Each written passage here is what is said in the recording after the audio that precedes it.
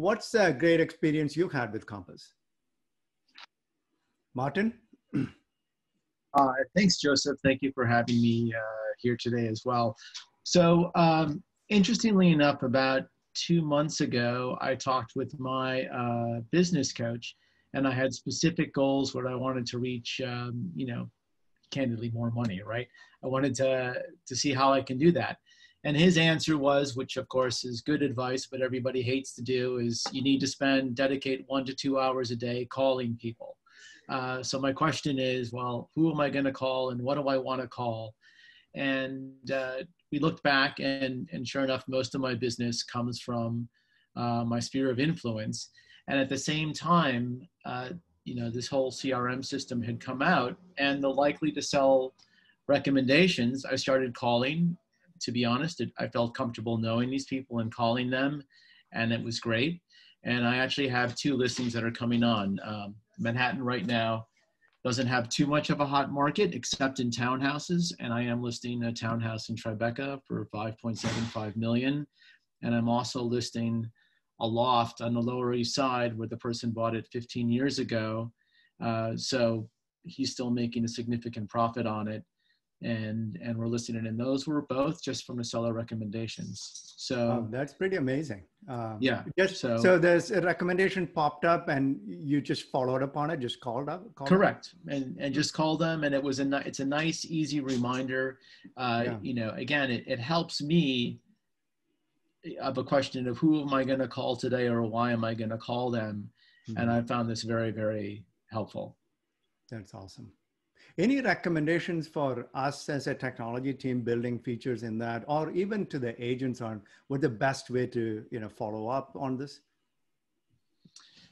Yeah, I mean, I think, there's several different categories that you have in the CRM, correct? So, so I think for me personally right now, the likely seller recommendations are the best. Mm-hmm.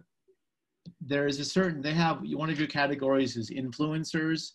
And interestingly enough, everybody who's an influencer is an agent. So I'm not necessarily going to call them, asking them for business. So that's probably just something I have to work out on it. But I think that it's interesting that you have many different, boxes of people to call. Yeah. So it's interesting to learn more on that. It's fantastic. How did you all get started using the platform? Was it Compass Coaching, Compass Academy courses, your sales manager, or some combination? Martin, your thoughts? Yeah, so my thoughts to everyone, my husband was on a panel last week about what's working in this market, and the inevitable conversation came up about StreetEasy and Zillow leads. How are they working? What's going on? And candidly, I tried it when it first came out, but my advice to everybody is why give somebody else 30% for cold leads when you already have a brokerage house that you're giving a percentage to, and they're giving you updates on warm leads. My advice is use the system that quote unquote you're paying for with your commission or contributing, as well as, obviously with the funding of Compass. But the tools are here, and it's so much more fun to talk with people you already know as opposed to trying to jockeying around and try to do something. And then my piece of advice that would be great is that when we get showing requests from Compass, if it's a direct buyer, it would be really nice to know either A, what other properties they looked at, or what comps are comparable to our property. So then when we talk to them, we can have a meaningful conversation of, oh, did you see this and this or not? If not, let's go ahead and do a tour, and I'm happy to take you out. Thank you. Right. How do you think we can apply AI to our industry? Sort of one answer from each of you. Martin?